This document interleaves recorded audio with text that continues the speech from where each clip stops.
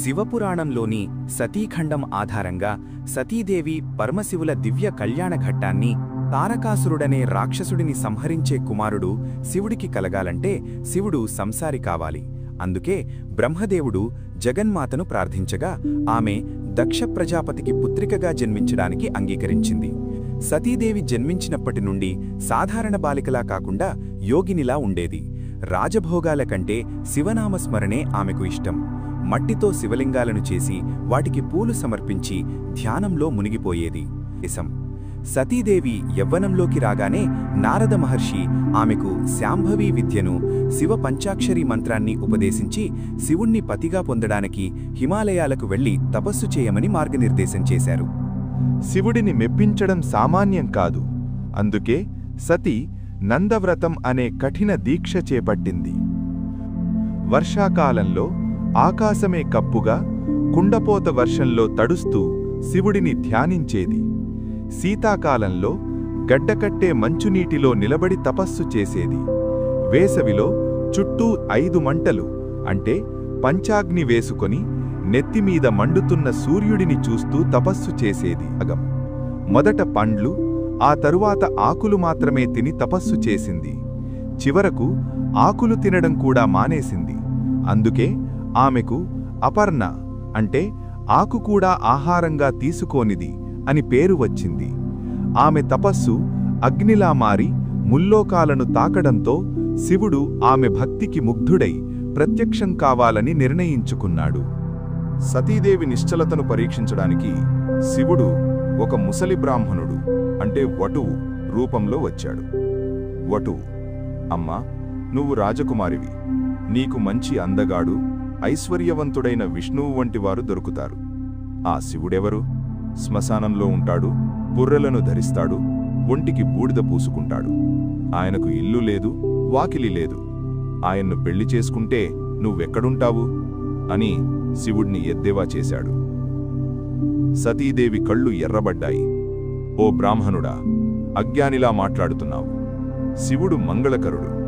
ఆయన రూపం నీవంటి పామరులకు భయంకరంగా అనిపించవచ్చు, కాని అది దివ్యమైనది. వేదాలు ఆయన శ్వాస. ఆయన లేనిదే ఈ సృష్టి లేదు. నువ్వింకా ఒక్క మాట మాట్లాడినా నేను నా ప్రాణాలు వదులుతాను అని తెగేసి చెప్పింది.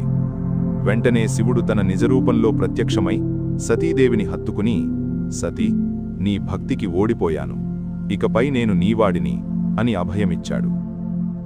వివాహానికి దక్షుడు అంగీకరించిన తరువాత కైలాసం నుండి బయల్దేరిన శివుడి పెండ్లి బృందం ఒక అద్భుతం.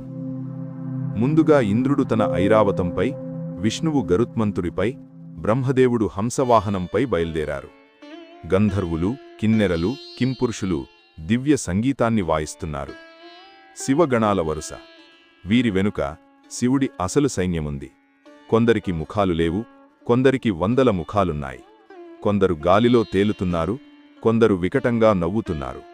భూత, ప్రేత, పిశాచ గణాలు మంగళవాయిద్యాలకు బదులు డమరుకాలను, భయంకరమైన శబ్దాలను చేస్తూ సాగిపోతున్నాయి. శివుడి రూపం. శివుడు ఎద్దుపైన కూర్చుని ఉన్నాడు. ఆయన ఒంటికి పాములు హారాలుగా ఉన్నాయి. పులి చర్మం ధరించి జటల నుండి గంగమ్మ పొంగుతుండగా ముఖంపై ప్రశాంతమైన చిరునవ్వుతో బయల్దేరాడు. ఊరేగింపు దక్షుడి రాజ్యమైన కనకల నగరానికి చేరుకోగానే జనాలు భయంతో వణికిపోయారు.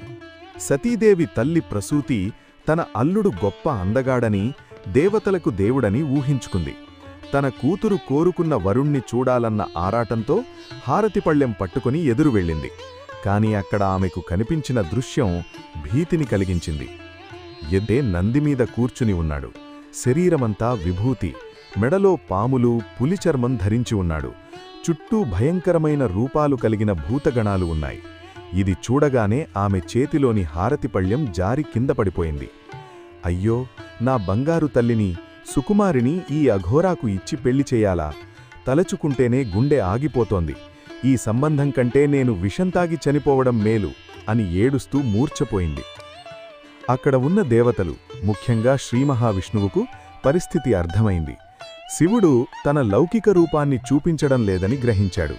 విష్ణువు శివుడి దగ్గరకు వెళ్ళి, దేవా, జగద్గురువైన నీ రూపం జ్ఞానులకు అర్థమవుతుంది. కానీ లౌకిక ప్రపంచంలో ఉన్న తల్లికి తన అల్లుడు అందంగా ఉండాలని కోరుకోవడం సహజం. కాబట్టి ప్రసూతిదేవి కోరిక మేరకు నీ కళ్యాణ సుందర రూపాన్ని ప్రదర్శించు అని ప్రార్థించాడు. శివుడు చిరునవ్వు నవ్వి క్షణకాలంలో తన రూపాన్ని మార్చుకున్నాడు. ఆ మార్పు ఎలా ఉందంటే, దేహం విభూతి పూసిన శరీరం కాస్త గంధపు పూతతో కూటి సూర్యుల కాంతితో మెరిసిపోయింది. ఆభరణాలు మెడలోని పాములు రత్నఖచితమైన బంగారు హారాలుగా మారిపోయాయి. వస్త్రధారణ పులిచర్మం స్థానంలో మెరిసిపోయే పట్టు వస్త్రాలు, పీతాంబరాలు వచ్చాయి. ముఖవర్చస్సు నెత్తిన ఉన్న గంగా చంద్రుడు మరింత శోభనిచ్చారు. కళ్ళు కమలరేకుల్లా విచ్చుకున్నాయి. ఆ రూపాన్ని చూస్తే సాక్షాత్తూ మన్మధుడికైనా ఈర్ష్య కలుగుతుంది. అందుకే ఆ రూపాన్ని మన్మధుడు లేదా కళ్యాణ సుందరమూర్తి అని పిలుస్తారు. మూర్ఛ నుంచి తేరుకున్న ప్రసూతి ఎదురుగా ఉన్న సుందరమూర్తిని చూసి ఆశ్చర్యపోయింది. ముందు చూసింది కలనా, ఇప్పుడు చూస్తున్నది నిజమా అని భ్రమపడింది. శివుడి దివ్యమైన సౌందర్యానికి ముగ్ధురాలై తన అల్లుడి గొప్పతనాన్ని తెలుసుకొని తన తప్పును క్షమించమని వేడుకుంది. వెంటనే దిష్టి తీసి మంగళవాయిద్యాల మధ్య పరమశివుణ్ణి రాజభవనంలోకి సాదరంగా ఆహ్వానించింది. ఈ విధంగా శివుడు లౌకిక మర్యాదలను గౌరవిస్తూ తల్లి హృదయాన్ని శాంతింపచేసి సతీదేవిని వివాహం చేసుకోవడానికి సిద్ధమయ్యాడు. విశ్వకర్మ నిర్మించిన అద్భుతమైన మంటపంలో వివాహం మొదలైంది. బ్రహ్మదేవుడు పురోహితుడిగా ఉండగా విష్ణుమూర్తి సతీదేవికి అన్నగా ఉండి కన్యాదాన క్రతువును నిర్వహించాడు. బ్రహ్మమోహం సతీదేవి పాదాలను చూసి బ్రహ్మమోహానికి లోనయ్యాడు. ఆ సమయంలో ఆయన నుండి వెలువడిన బిందువుల వల్ల 60,000 మంది వాలకిల్య మహర్షులు పుట్టారు. శివుడు ఆగ్రహించి బ్రహ్మను సంహరించబోగా విష్ణువు అడ్డుపడి శాంతింపజేశాడు. సప్తపది శివుడు సతీదేవి మెడలో మంగళసూత్రం కట్టి అగ్నిసాక్షిగా 7 అడుగులు నడిచారు. 3,000,000 దేవతలు పుష్పవృష్టి కురిపించారు. పెళ్లి ముగిశాక వీడుకోలు సమయం వచ్చింది. దక్ష ప్రజాపతి సృష్టికర్త అయిన బ్రహ్మ మానసపుత్రుడు. ప్రజాపతి అంటే ప్రజలను పాలించేవాడు అనే పదవి అతనికి విపరీతమైన గర్వాన్నిచ్చింది. సతీదేవిని శివుడికిచ్చి పెళ్లి చేసినప్పటికీ మనసులో శివుడి పట్ల గౌరవం లేదు. తన ఐశ్వర్యం ముందు శివుడు ఒక దిగంబరి, శ్మశానవాసి అనే చులకన భావం అతనిలో ఉంది. అందుకే వీడుకోలు సమయంలో వేల సంఖ్యలో ఏనుగులు, గుర్రాలు, రత్నాలు ఇచ్చి, చూడు నేను ఎంతటి ధనవంతుడినో అని శివుణ్ణి తక్కువ చేసి చూపాలనుకున్నాడు. శివుడు ఆత్మారాముడు. బాహ్య ప్రపంచంలోని వస్తువుల మీద అతనికి ఆశ లేదు. దక్షుడిచ్చిన కానుకలను చూసి ఆయన పొంగిపోలేదు. అలాగని తిరస్కరించి కోపగించుకోలేదు. ఒక కొండలా నిశ్చలంగా ఉండిపోయాడు. శివుడి దృష్టిలో బంగారం, మట్టి రెండూ ఒకటే. ఈ నిశ్చలత్వమే దక్షుడికి మరింత కోపం తెప్పించింది. తన గొప్పతనాన్ని శివుడు గుర్తించడం లేదని దక్షుడు రగిలిపోయాడు. లోకమర్యాద ప్రకారం అల్లుడు మామగారికి వంగి నమస్కరించాలి. కాని ఇక్కడ శివుడు కేవలం అల్లుడు మాత్రమే కాదు, ఆయన జగద్గురువు, దేవాది దేవుడు.